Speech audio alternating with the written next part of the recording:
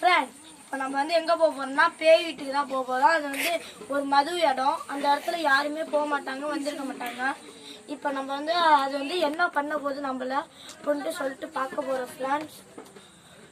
வாங்க ஃப்ரெண்ட்ஸ், வீடியோக்குள்ளே போகலாம் வாங்க.